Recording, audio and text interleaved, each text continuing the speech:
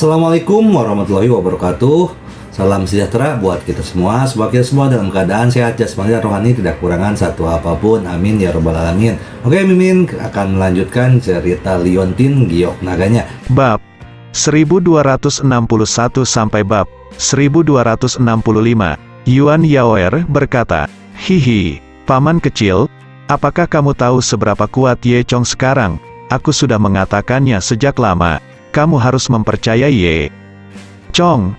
Song Baishu menghela nafas. "Oh, sepertinya Tuan Ye benar bersama kita kali ini. Kalau tidak, bahkan aku hampir jatuh ke dalam perangkap orang-orang yang penuh kebencian dari faksi Wu." "Benar, kakak Ye terlalu kuat, tepat.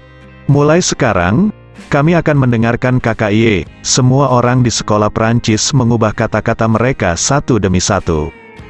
Kemudian, semua orang terus berjalan ke depan, tapi kali ini, semua orang sepertinya mengikuti Ye Chong ke depan. Ye Chong tidak perlu menggunakan mantra untuk mendeteksi bahaya di sekitarnya seperti yang dilakukan Song Baishu. Dia memancarkan persepsinya yang kuat ke sekitarnya, sehingga dia bisa tahu di mana ada bahaya. Jadi secara relatif, kecepatan mereka juga jauh lebih cepat. Mereka tidak pergi jauh, dan mereka telah mencapai kedalaman hutan lebat. Melihat sekeliling, sepertinya tidak ada apa-apa selain pepohonan di sekitar. Di hutan lebat ini, ada banyak binatang buas. Mereka berjalan jauh dan membunuh banyak binatang buas yang ingin menyerang mereka. Saat mereka berjalan ke depan, 5 murid seni bela diri tiba-tiba muncul di depan mereka. "Aku tidak menyangka kamu bisa datang ke sini. Ladang ranjau sebelumnya tidak membunuhmu. Ini benar-benar sedikit keterampilan." Yang lain tertawa. "Hei, tapi tidak ada gunanya kamu datang ke sini, kami bertanggung jawab dan membunuhmu di sini." Murid seni bela diri terkemuka itu tertawa. Hanya 5 orang yang merupakan penyergapan kedua Hou Xingfeng. Meskipun jumlah murid seni bela diri kecil, murid-murid seni bela diri ini mengandalkan kultivasi seni bela diri mereka sendiri. Jika ada pertarungan nyata, bahkan jika ada banyak orang di sekte seni bela diri, mereka akan cukup untuk menghadapinya. "HMPH, kurang ajar, terserah kamu," Yuan Yaoer berkata tidak yakin.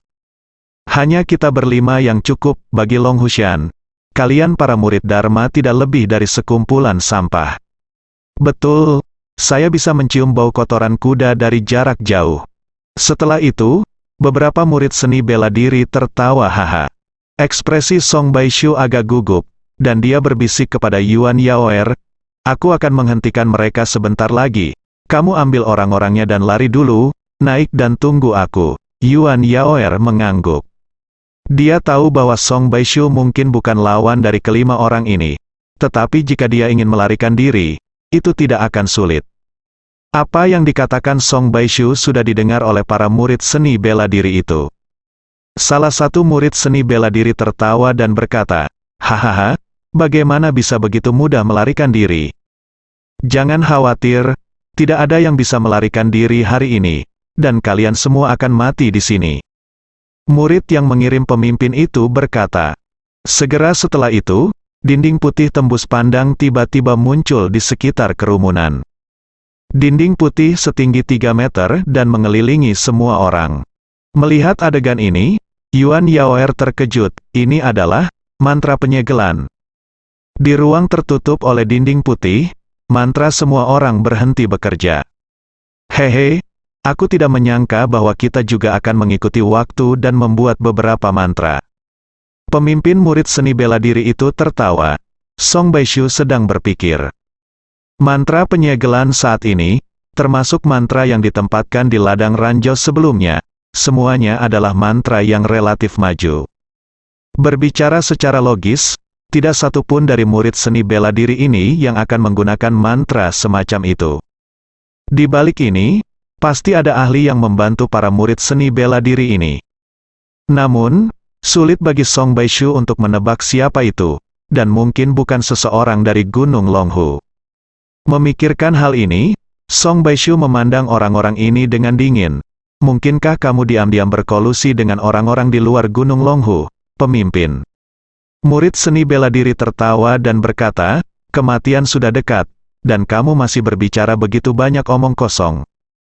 Cepat dan mati, ayo pergi. Dia baru saja selesai berbicara ketika semua orang mendengar semburan suara. Kemudian, dari kantong tanah tidak jauh dari situ, sekelompok besar semut merah tiba-tiba melompat keluar.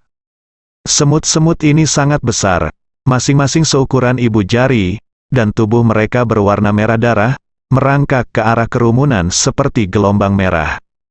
Melihat semut besar semacam ini, semua orang terkejut. Tidak, ini semut pemakan manusia berdarah merah. Song Baishu berteriak, lari, semut pemakan manusia berdarah merah hampir merupakan makhluk paling menakutkan di Gunung Longhu. Seekor semut pemakan manusia tidak cukup untuk menimbulkan ancaman apapun, tetapi gelombang pasukan yang terdiri dari ratusan juta semut pemakan manusia sudah cukup untuk menelan semua yang dilewatinya. Meskipun Song Baishu langsung bereaksi, sudah terlambat.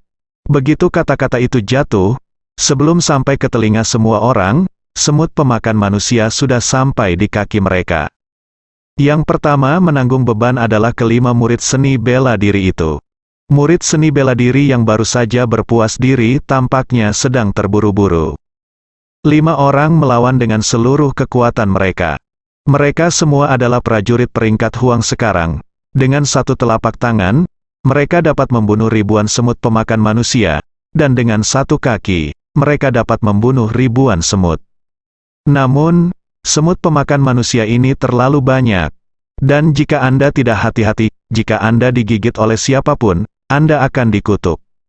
Semut pemakan manusia ini sangat beracun, dan setelah digigit, tubuh akan mati rasa dalam sekejap. Seorang murid sekolah seni bela diri dengan basis kultivasi yang lebih lemah secara tidak sengaja dipukul, dan tidak melihat seekor semut pemakan manusia merangkak di belakangnya. Semut besar berwarna merah darah menggigit bagian belakang lehernya dengan keras. Segera setelah itu, tubuhnya membeku dan dia langsung jatuh ke tanah. Segera, semut pemakan manusia yang tak terhitung jumlahnya naik ke tubuhnya dari segala arah, seolah-olah air pasang telah menenggelamkan batu di tepi laut. Semua orang hanya sempat melihat wajahnya yang penuh kengerian, lalu wajahnya juga dipenuhi semut. Dalam beberapa detik, dengan teriakan, murid seni bela diri yang jatuh itu telah berubah menjadi tumpukan tulang. Daging dan darah di tubuhnya, termasuk organ dalam, dimakan bersih, tidak menyisakan apa-apa selain kerangka, bahkan tidak ada setetes pun daging cincang. Semua orang ketakutan dan lupa melarikan diri. Adapun murid seni bela diri lainnya, melihat pemandangan ini, mereka semua ketakutan. Ketika mereka bergerak sedikit lebih lambat, mereka jatuh satu demi satu. Racun semut pemakan manusia terlalu kuat, meskipun orang-orang ini semuanya adalah prajurit peringkat kuning, mereka tetap tidak bisa menahannya. Pada akhirnya, hanya pemimpin murid seni bela diri yang tersisa, masih berjuang. Tapi dilihat dari penampilannya, dia tidak bisa bertahan selama beberapa detik. Dan lebih banyak semut pemakan manusia telah merangkak ke pengikut aliran Fa, dan mereka akan menyerang mereka. Yang aneh adalah ketika semut pemakan manusia ini merangkak dan merangkak di depan Ye Chong, mereka semua mundur. Karena Ye Chong berdiri di depan tim sendirian, murid Prancis di belakangnya tidak diserang. Semua orang ketakutan dan terkejut, mereka tidak mengerti, bagaimana semut pemakan manusia ini mundur. Mungkinkah serangan yang lebih mengerikan sedang direncanakan? Pada saat ini, Song Baishu tiba-tiba menyadari, dan berkata, "Oh, saya mengerti, ini Tuan Ye, bau kotoran kuda di tubuh Anda yang telah mengusir semut pemakan manusia ini." Dikatakan bahwa semut pemakan manusia berdarah merah ini tidak pernah menyerang Maxima, jadi mereka pasti tidak menyukai kotoran kuda Maxima.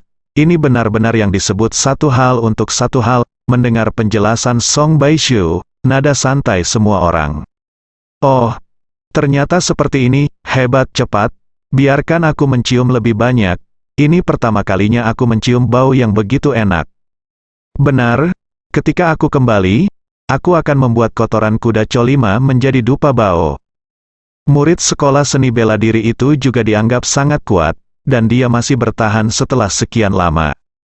Dia juga mendengar apa yang dikatakan Song Baishu, dan ternyata bau kotoran kuda yang selalu dia benci dan ejekan sebelumnya, yang bisa mengusir semut pemakan manusia. Tepat ketika murid seni bela diri hendak mengatakan sesuatu, dia tiba-tiba merasakan sakit yang menusuk di tangannya. Dia masih digigit semut pemakan manusia, kemudian, dia jatuh ke tanah dengan kaku, berteriak berulang kali, dan dalam beberapa detik, dia berubah menjadi tumpukan tulang.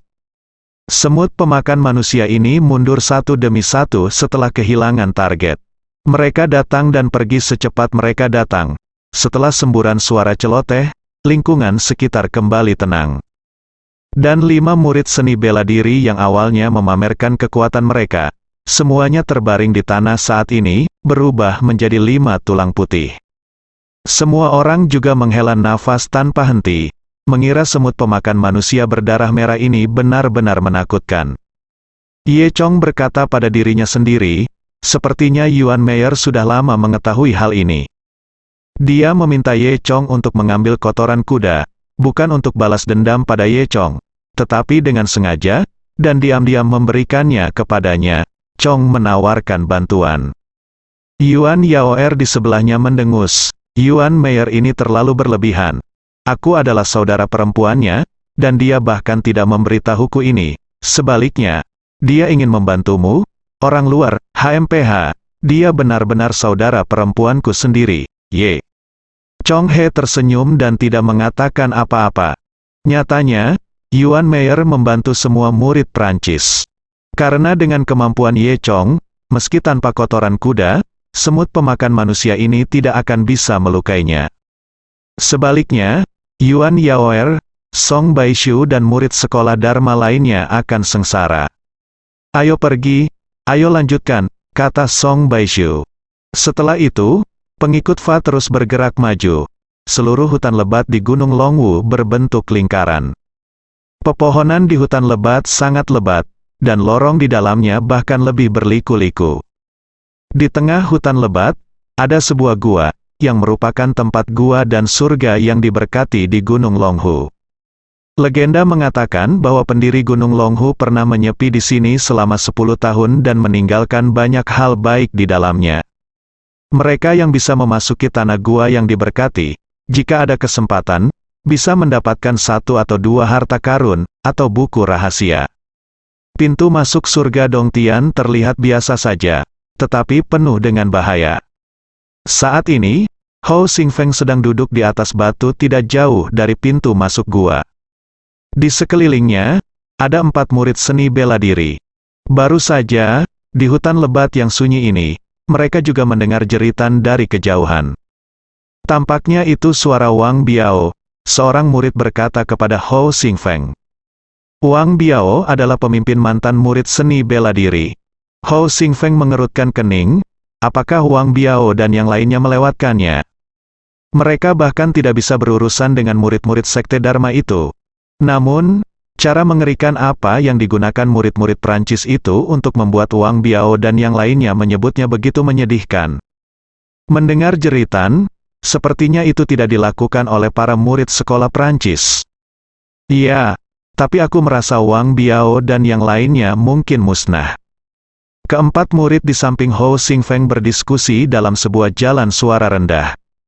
Pada saat ini, Hou Xingfeng mengerutkan kening, menatap dingin ke kejauhan. Seorang murid seni bela diri datang dan bertanya, "Saudaraku, apa yang harus kita lakukan sekarang?" Hou Xingfeng berkata dengan muram, "Kami akan menunggu di sini, murid sekolah Prancis itu akan selalu datang. Selama mereka datang, kami akan membunuh mereka, bunuh mereka semua." Meskipun Hou Xingfeng dan yang lainnya telah mencapai pintu masuk gua, mereka tidak terburu-buru masuk. Pasalnya, di pintu masuk gua ini, akan ada jenderal hantu legendaris yang menghalangi jalan. Jika Anda ingin memasuki gua, Anda harus mengalahkan jenderal hantu. Hou Xingfeng khawatir, jika murid-murid Prancis itu datang ketika dia bertarung sengit dengan jenderal hantu, bukankah mereka akan membiarkan mereka memanfaatkannya?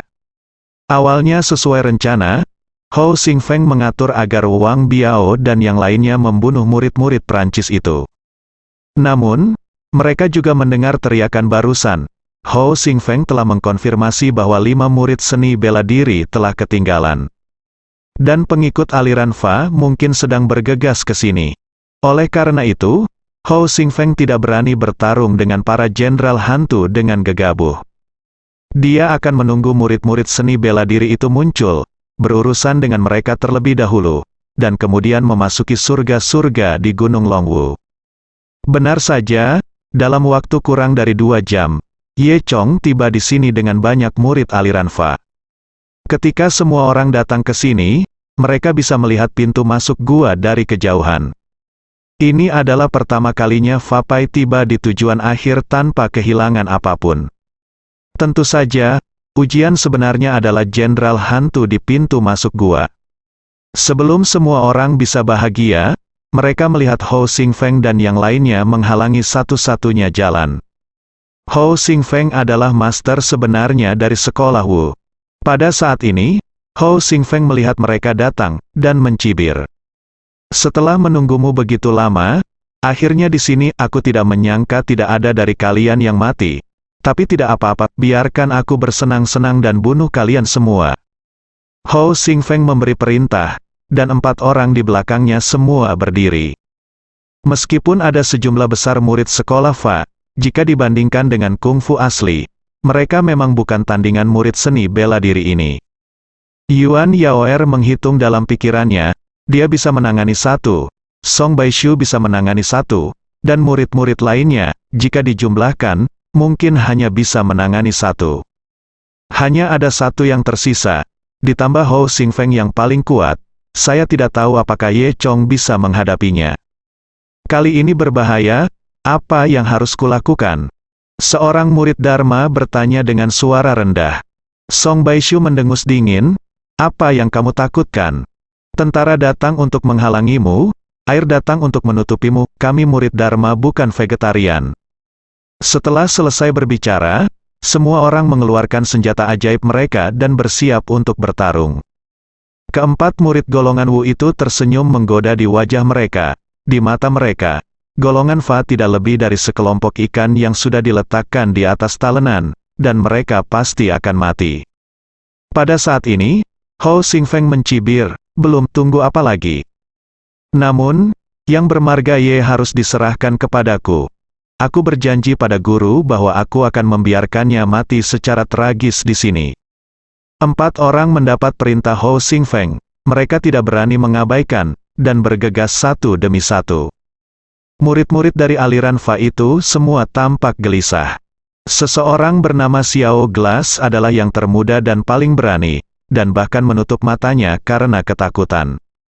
Dia menyesal sekarang, jika dia tahu, dia tidak akan datang untuk berpartisipasi dalam kompetisi ini.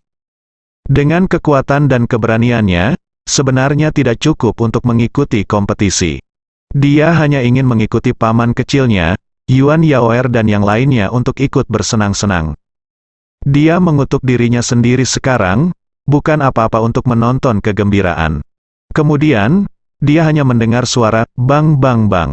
Kali ini menyedihkan, dan sudah mungkin orang-orang dari faksi Wu akan membunuhnya di sini. Dalam benaknya, dia sudah mulai membayangkan betapa menyedihkan pertempuran yang dialami orang-orang ini. Saat dia berpikir dengan liar, dia tiba-tiba menemukan bahwa suara-suara di sekitarnya telah berhenti di beberapa titik. Xiao Glass membuka matanya, tetapi terkejut menemukan bahwa di sekelilingnya, rekan-rekan murid sekolah Fa semuanya berdiri di sana dengan utuh. Namun, semua murid Prancis ini memiliki ekspresi kaget di wajah mereka. Kemudian, Little Glass melihat bahwa 4 murid seni bela diri yang telah bergegas ke arah mereka sebelumnya sekarang berbaring di tanah, berguling dengan tangan di atas perut, terlihat sangat menyakitkan. Xiao Glass buru-buru bertanya kepada seorang senior di sebelahnya dengan suara rendah, "Saudaraku, Fa, apa yang terjadi?" Senior itu berkata, "Baru saja, Tuan Ye, yang merobohkan mereka berempat sekaligus." "Apa?" Xiao Glass bertanya lagi. "Saya memukul 4 sekaligus, bagaimana saya menjatuhkan mereka?" "Kecepatannya terlalu cepat, saya bahkan tidak melihat dengan jelas," kata kakak senior. Xiao Glass memandang Ye Chong dengan kaget, dan berkata dalam hatinya, tampaknya pelayan messenger Liu Yun benar-benar bukan orang biasa. Untungnya, dia ada di pihak kita. Jika dia berada di pihak faksi Wu, aku khawatir kita semua sudah lama mati. Pada saat ini, Yuan Yaoer menatap Song Baishu sambil tersenyum, dan berkata, aku tidak khawatir apa-apa, sepertinya orang-orang dari faksi Wu juga tidak bisa melakukannya. Song Baishu hanya mendengar Yuan Yaoer mengatakan itu, mengatakan betapa kuatnya Ye Chong. Namun, dia belum benar-benar melihatnya. Kali ini, dia memiliki wawasan yang nyata, dan penampilan Ye Chong Nima terlalu bagus. Dalam sekejap mata, keempat murid utama dari faksi Wu dikalahkan. Tahukah Anda, basis kultivasi para murid seni bela diri ini tidak rendah. Hou Xingfeng menatap Ye Chong dengan dingin dan tidak terlalu terkejut. Tentu saja, kamu memiliki beberapa keterampilan, tidak heran kamu dapat membunuh adik laki-lakiku Yin Ziying. Hou Xingfeng mencibir, namun, kamu masih akan mati di hutan ini. Setelah berbicara, Hou Xingfeng maju selangkah. Pada saat yang sama, aura pria kuat keluar dari tubuhnya. Hanya aura ini saja yang membuat semua murid aliran Fa merasakan penindasan. Sebaliknya, Ye Chong tampak tenang dan acuh tak acuh. Kamu harus berhati-hati, Hou Xingfeng ini adalah Long Hushan kami, murid nomor 1 dari sekte seni bela diri, dan dia sangat kuat. Song Baishu mengingatkan dengan suara rendah. Ye Chong tersenyum dan berkata, jangan khawatir. Nyatanya, Ye Chong telah melihat bahwa kultivasi Hou Xingfeng telah mencapai tingkat puncak prajurit peringkat Huang.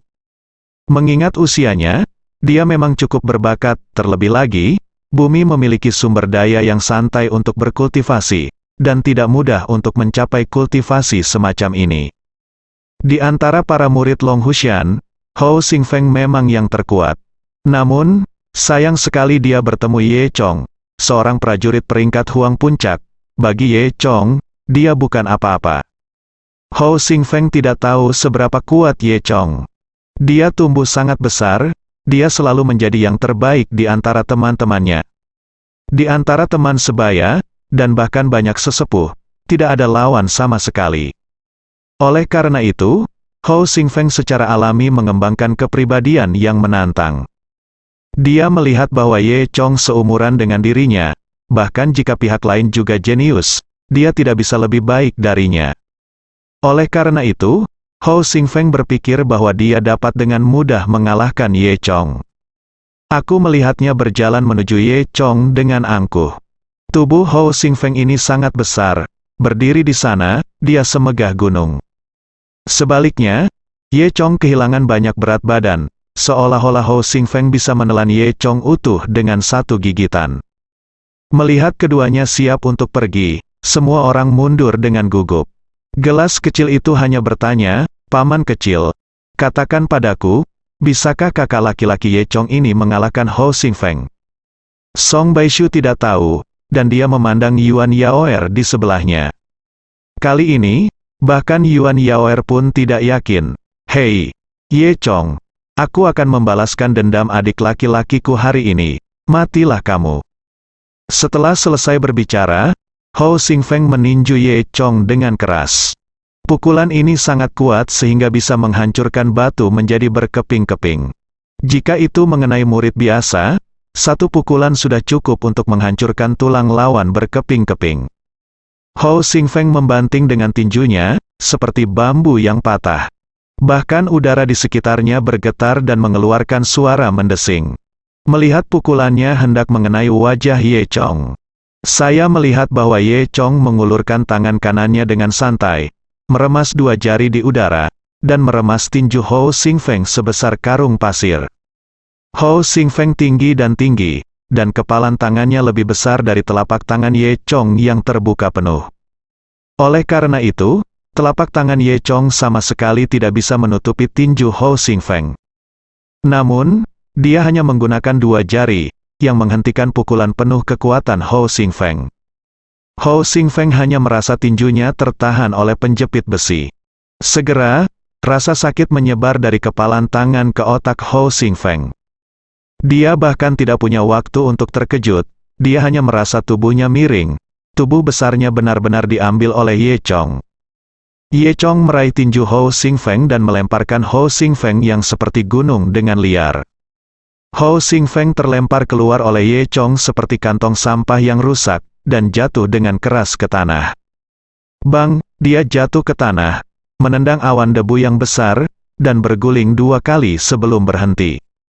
Pada saat ini, semua orang tercengang, terutama para murid seni bela diri itu, rahang mereka hampir jatuh karena terkejut. Mereka baru saja bangkit dari tanah, dan tempat yang baru saja dipukul Ye Chong masih terasa sakit. Namun, mereka melihat dalam sekejap bahwa bahkan kakak laki-laki mereka, Hou Xingfeng, telah dirobohkan oleh Ye Chong. Song Baishu mengangguk, dan memuji dengan tulus, itu terlalu kuat. Aku tidak menyangka kemampuan Tuan Ye begitu kuat, dia juga bisa mengeja. Mungkinkah dia adalah tipe orang dalam legenda yang mengolah kedua seni bela diri dan seni bela diri? Dikatakan bahwa Long Hushan patriark pendiri sekolah juga master hukum dan seni bela diri. Tetapi pada saat ini, Hou Xingfeng terlempar ke tanah, dan dia menopang dirinya 2 kali dengan tangannya sebelum berdiri dari tanah. Dia masih merasakan pusing, dan butuh waktu lama untuk melambat. Ye Chong berkata, "Kamu bukan lawanku, kamu bisa keluar." Sebenarnya, dia berpikir bahwa Hou Xingfeng sangat berbakat, dan dia memang jenius. Dalam lingkungan kultivasi saat ini, di bawah situasi yang terkuras seperti itu, tidak mudah baginya untuk berkultivasi menjadi seniman bela diri peringkat Huang puncak di usia yang begitu muda. Oleh karena itu, Ye Chong sengaja membiarkan Hou Xingfeng pergi. Hou Xingfeng bangkit dari tanah, tepat ketika dia hendak mengatakan sesuatu. Dia mendengar pintu masuk gua Tianfu di Gunung Longhu. Tiba-tiba terdengar ledakan, dan kepulan asap ungu naik. Kemudian, Ziyan memadat menjadi wujud manusia, yang tampak seperti orang tua, mengenakan jubah panjang dan memegang pisau baja di tangannya.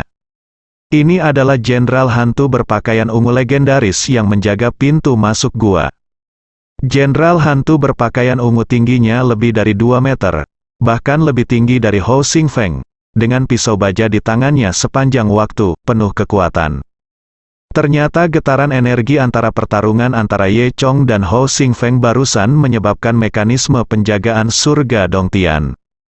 Namun, jika Anda ingin memasuki gua, Anda harus melewati jenderal hantu berpakaian ungu, sehingga cepat atau lambat Anda akan bertemu dengan mereka. Ketika jenderal hantu berpakaian ungu muncul, Ye Chong juga mengerutkan kening. Karena dia menemukan bahwa meskipun jenderal hantu berpakaian ungu hanyalah bayangan ilusi, tingkat energi yang terkandung dalam bayangan ilusi ini bahkan lebih tinggi daripada Ye Chong. Seperti yang diharapkan dari Gunung Longhu dengan warisan ribuan tahun, sungguh menakjubkan. Ye Chong tidak bisa tidak mengagumi. Pada saat ini, Song Baishu datang dan berkata kepada Ye Chong, "Ini adalah penjaga gua, jenderal hantu berpakaian ungu. Jika kamu ingin memasuki gua, kamu harus melewati jenderal hantu berpakaian ungu. Namun, kamu tidak harus berjuang keras. Lewati saja dan masuki gua. Tidak apa-apa di dalam." Ye Chong mengangguk, itu dia, sepertinya tidak mungkin baginya untuk mengalahkan jenderal hantu berpakaian ungu.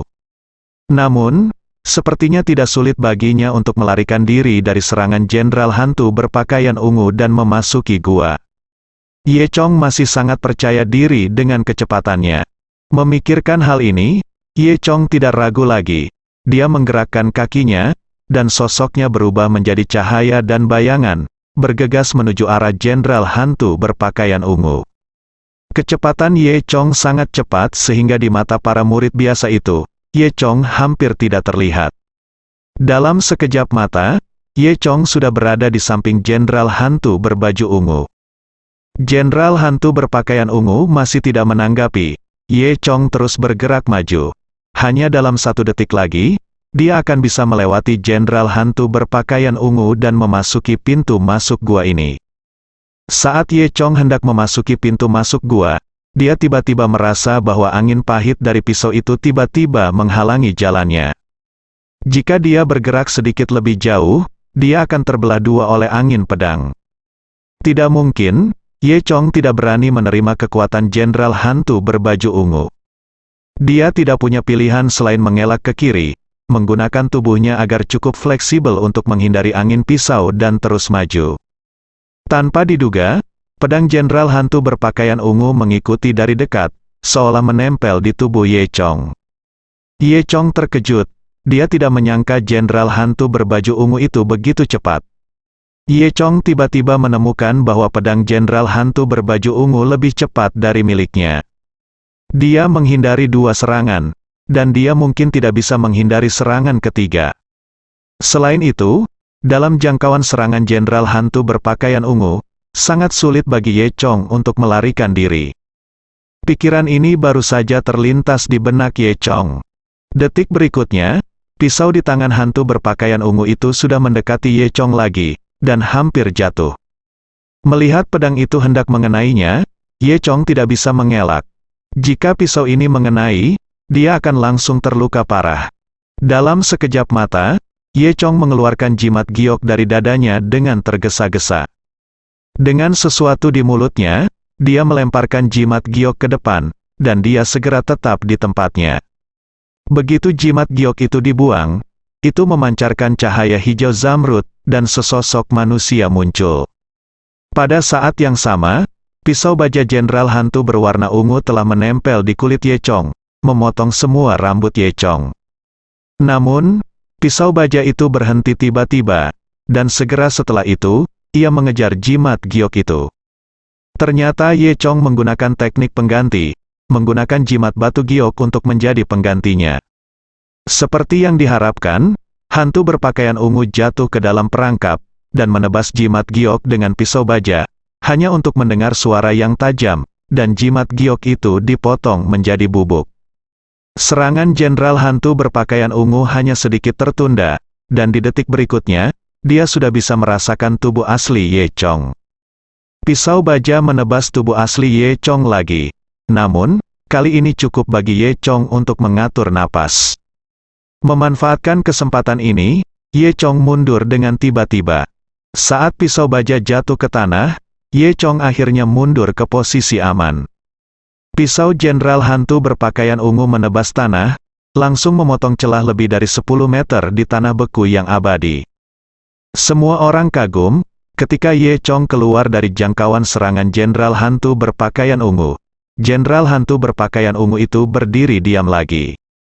Tampaknya hanya mereka yang memasuki jangkauan serangannya dan mencoba memasuki gua yang akan diserang olehnya.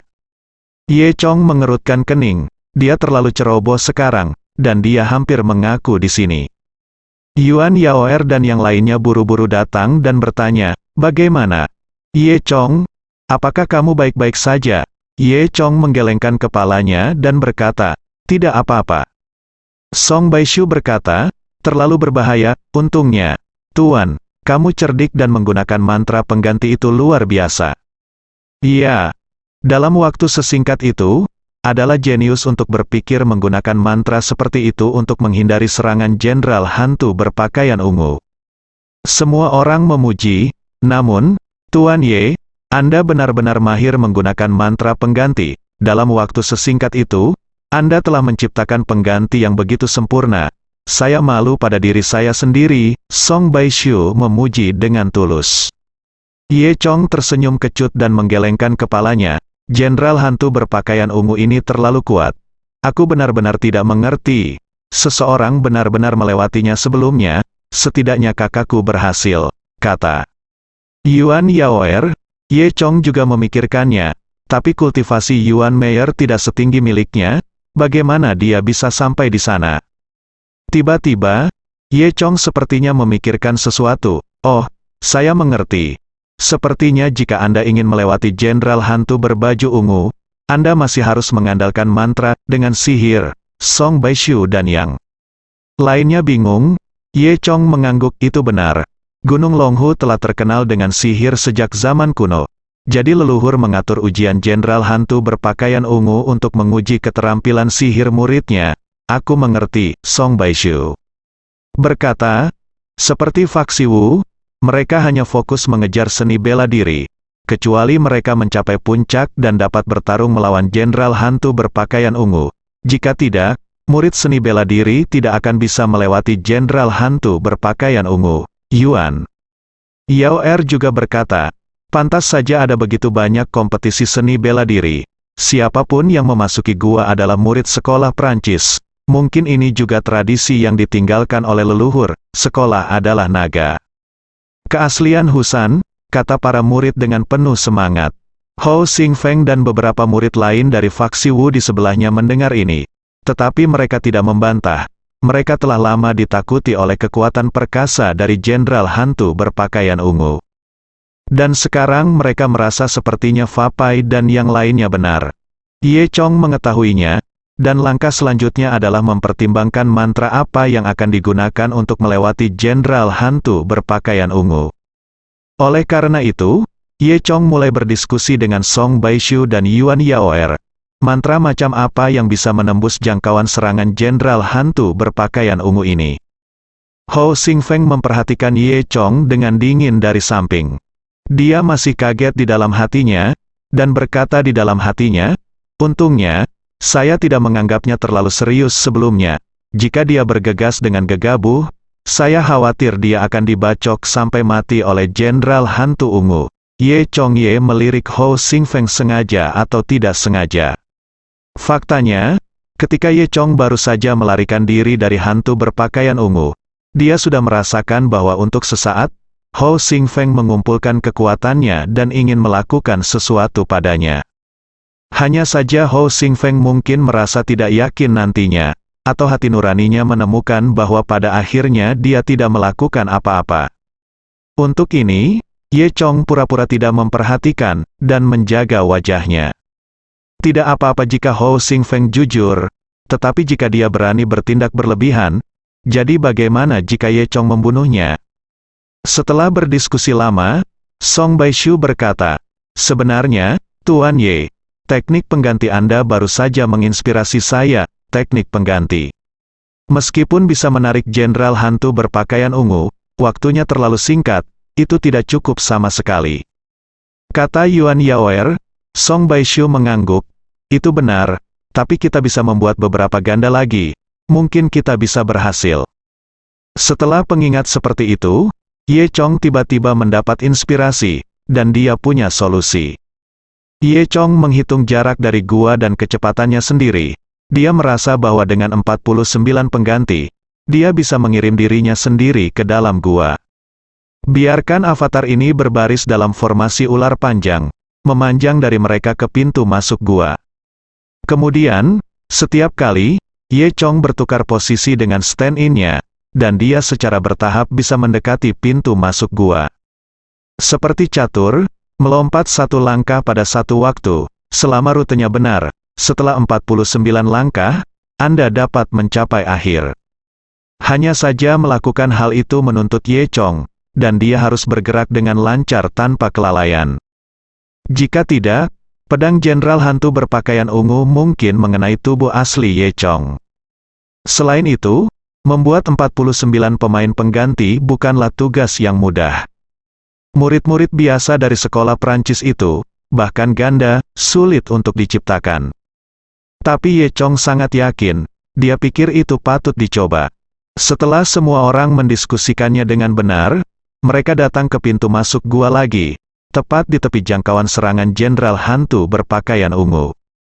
Setelah itu, Ye Chong mengeluarkan segenggam besar jimat giok, melemparkannya dengan santai sesuai dengan poinnya, dan semua jimat giok mendarat di posisi yang telah ditentukan secara akurat, membentuk rute yang berliku. Jimat giok terakhir ada di dalam pintu masuk gua. Semua orang kagum dengan kemampuan Ye Chong melempar jimat giok. Namun, Yuan Yaoer bahkan lebih aneh. Dari mana Ye Chong mendapatkan jimat giok sebesar ini? Di mana kamu menyembunyikan barang-barangmu? Yuan Yaoer menatap Ye Chong dengan rasa ingin tahu.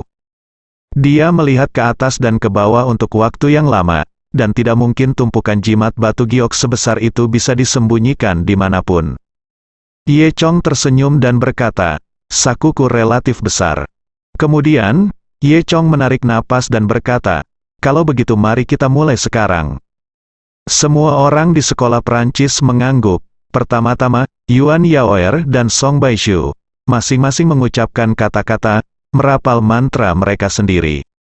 Yuan Yaoer membuat 5 ganda, sedangkan Song Baishu membuat 7 ganda.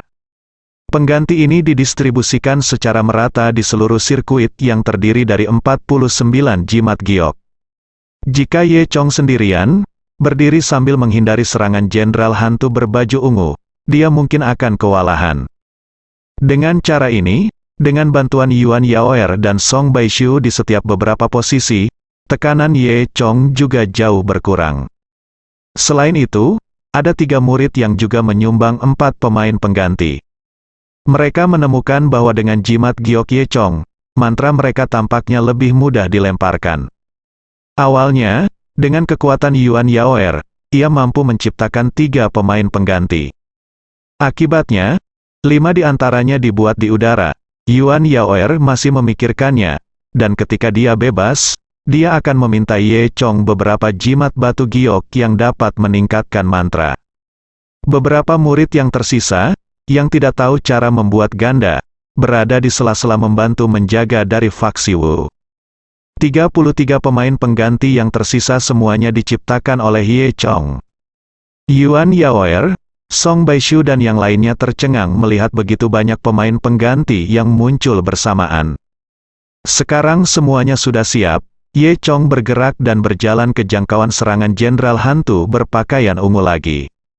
Hanya dalam sepersekian detik, jenderal hantu berpakaian ungu itu langsung hidup kembali. Pisau besar di tangannya menebas Ye Chong dengan sangat cepat. Jantung Ye Chong berdetak kencang, dan pemain pengganti pertama bergegas maju, menarik perhatian jenderal hantu berpakaian ungu. Hantu berpakaian ungu itu memutar pedangnya dan menebas orang yang berdiri pertama.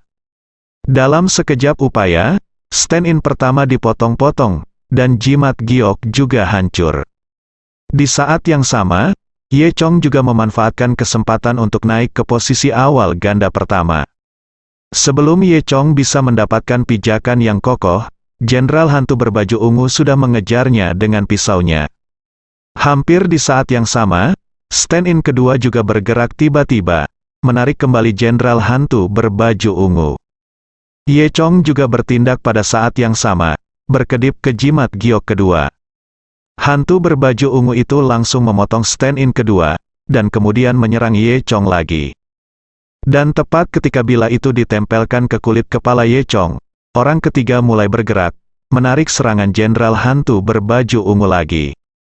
Ye Chong mengaktifkan penggantinya, menarik jenderal hantu, lalu bergerak maju dengan cepat, dan mengaktifkan penggantinya lagi. Rangkaian tindakan ini dilakukan sekaligus. Jika ada sedikit keterlambatan, kelalaian atau jeda, saya khawatir saya akan dibacok sampai mati oleh jenderal hantu berpakaian ungu.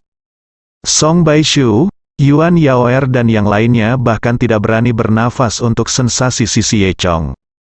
Dengan analogi seperti ini, setiap kali pedang jenderal hantu berpakaian ungu akan jatuh pada Ye Chong, Ye Chong akan hampir bersamaan mengaktifkan pengganti untuk menarik jenderal hantu berpakaian ungu. Dalam sekejap mata, Ye Chong sudah menggantikan stand-in ke-23. Sepanjang jalan, Ye Chong tidak memiliki masalah, dan gerakannya sangat halus. Pedang besar jenderal hantu berbaju ungu selalu satu langkah lebih lambat dari Ye Chong, dan yang dia potong-potong semuanya adalah pengganti.